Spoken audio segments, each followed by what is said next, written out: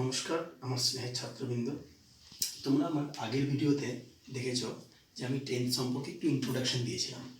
তো সেই টেন্স সম্পর্কে ইন্ট্রোডাকশনটাই তো যথেষ্ট নয়, সেই জন্য আমাকে আরও বেশি বেটার জানতে হবে। সেই বেটার জানতে গেলে আমাকে আজকে যেগুলো আমি জানবো সেই টেন্সের সম্পর্কেই জানবো, সেটা আমি পার্ট 1-এ ভাগ করেছি। এবং আজকে যেটা জানবো today's topic. Now look at the board. Today's present and past indefinite tense, the basic difference and what is present and past indefinite tense is,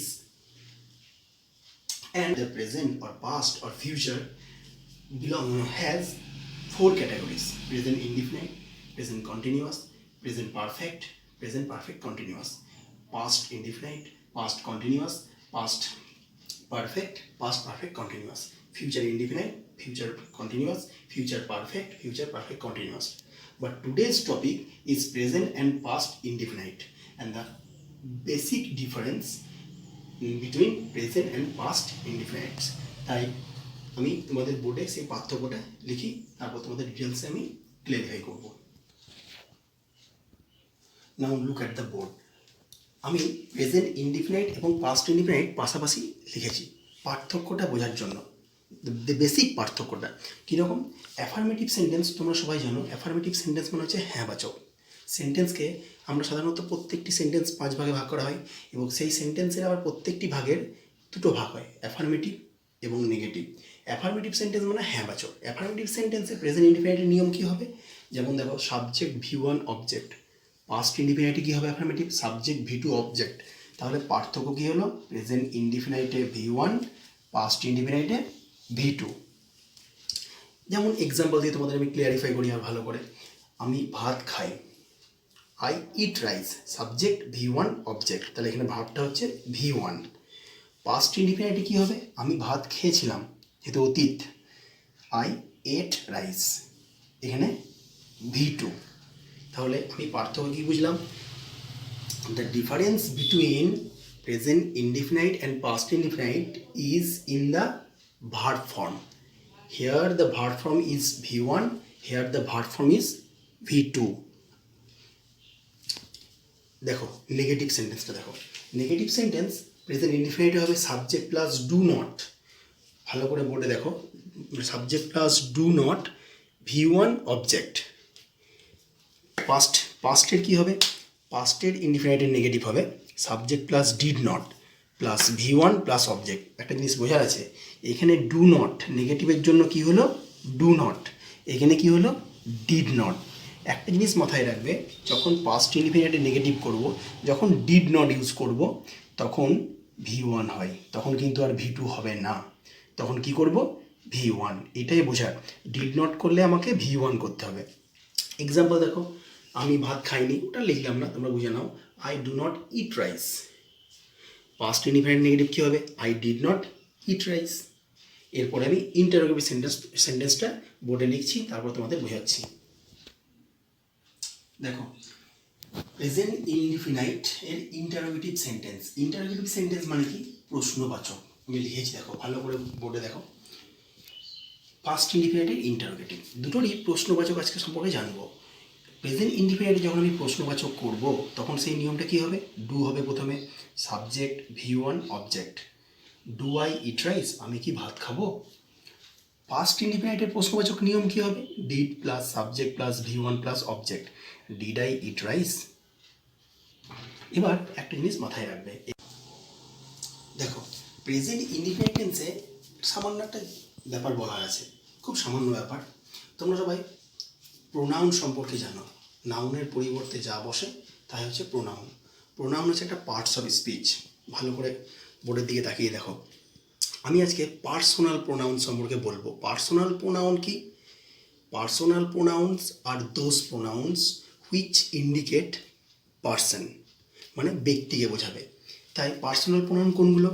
I, we, you, he, she, ইটও বলে, এবং দে। তোমরা বলতে পারো এখানে যে ইটকে কেন পার্সোনাল প্রোনাউন বলবো, কিন্তু ইট দিয়ে আমরা যে কোনো শিশুদেরকে, যে কোনো পশুদেরকে বোঝাতে পারি। ঠিক আছে, দেখো এখানে একটা পার্থক্য, একটা জাস্ট বক্স করেছি, সেখানে জাস্ট একটু বোঝার ব্যাপার আছে। পার্সন মানে পুরুষ, পার্সন 3 প্রকার জানো। ফার্স্ট পার্সন মানে উত্তম পুরুষ, সেকেন্ড পার্সন মধ্যম পুরুষ, থার্ড পার্সন মানে প্রথম পুরুষ।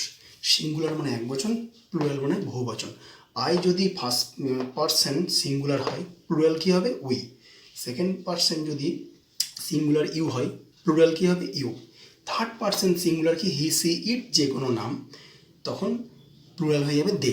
মনে রাখবে তোমাদেরকে আমি বললাম যে প্রেজেন্ট ইনডিফিনিট যে নিয়মগুলো বললাম, সেক্ষেত্রে সাবজেক্ট সবসময় এইগুলো হবে, আই, উই, ইউ, ইউ, দে। মনে রাখবে থার্ড পার্সন সিঙ্গুলার যখন সাবজেক্ট হবে, তখন সামান্য একটা ব্যাপার মনে রাখবে, V1 যে বললাম প্রেজেন্ট ইনডিফিনিটের নিয়মে V1, সেই V1-এর সাথে এস বা ইএস যোগ করবে। কিছুই নয়, ধরো একটা এক্সাম্পল দিয়ে আমি তোমাদেরকে বোঝাচ্ছি। দেখো তোমাদের এক্সাম্পল দিয়ে বুঝিয়ে দিচ্ছি আমি। সাবজেক্ট থার্ড পার্সন সিঙ্গুলার হয়, তখন আমি কি করব? প্রেজেন্ট ইনডিফিনিট টেন্সে তখন V1-এর সাথে কি যোগ করব? এস যোগ করব। নাবাচকের ক্ষেত্রে কি করব? দেখো থার্ড পার্সন সিঙ্গুলার, দেখো আমি বলেছি যে কোনো নাম বা হি সি ইট যে কোনো নাম, অর দিয়েছি, দুটোই হয়। নাবাচকের ক্ষেত্রে কী করব? তখন ডু নট হবে না, ডাজ নট হবে। কী হবে? Does not. ডাজ নট যখন করব, তখন কিন্তু V1-এর সাথে আর এস বা ইএস যোগ করব না, তখন শুধু V1 বসবে। প্রশ্নবোধককে কী করব? আগে আমি প্রেজেন্ট ইনডিফিনিট বলছিলাম do plus subject plus V1 plus object, এখন হয়ে যাবে ডাজ। যখন ডাজ করব, ইএস এখানে দেওয়া আছে বলে এখানে কী হবে? V1 হবে। আর একটা কথা বলি তোমাদেরকে, আমি সবসময়ই আমার ছাত্রদেরকে বলি যে টেন্স শিখতে গেলে আমাদেরকে সবসময় ভার্ব জানতে হবে। ভার্ব মানে কোন ভার্বগুলো? ভার্ব হচ্ছে রেগুলার এবং ইররেগুলার ভার্ব, যেগুলো দেখবে আমরা বলি স্ট্রং ভার্ব, উইক ভার্ব। ওই রেগুলার ইররেগুলার ভার্বকে স্ট্রং ভার্ব, উইক ভার্ব বলে। সেগুলো দেখবে 3টে ফর্মে আমরা করব। আমি সাধারণত সেই ফর্মগুলো শর্টে আমি বলি, যেমন প্রেজেন্ট ফর্মটাকে বলি V1, পাস্ট ফর্মটাকে বলি V2, আর পাস্ট পার্টিসিপেলটাকে বলি আমি V3। তাহলে এই V1, V2, V3 মানে হচ্ছে স্ট্রং ভার্ব এবং উইক ভার্ব, এগুলো তোমাদের কিন্তু মুখস্থ করতে হবে। সেগুলো তোমাকে দেখাচ্ছি, ওখান থেকে মুখস্থ করবে। দেখো এই ভার্বগুলোর কথা আমি বলছিলাম, ওপরে কি লেখা আছে দেখো, স্ট্রং ভার্ব এবং ইররেগুলার ভার্ব। স্ট্রং ভার্ব অথবা ইররেগুলার ভার্ব এগুলোকে বলা হয়। এই ভার্বগুলোর এই যে প্রেজেন্ট ফর্ম, যেমন আমি বললাম প্রেজেন্ট ফর্মকে বলি V1, পাস্ট ফর্মকে বলি V2 এবং পাস্ট পার্টিসিপেলকে বলি আমি V3। এই ভার্বগুলো তোমরা কিন্তু তোমাদের বাড়িতে গ্রামার বইয়ে পেয়ে যাবে। এই ভার্বগুলো তোমাদেরকে মুখস্থ করতে হবে। এইগুলো মুখস্থ করলে তোমাদের টেন্স শিখতে বা বুঝতে খুব সুবিধা হয়ে যাবে।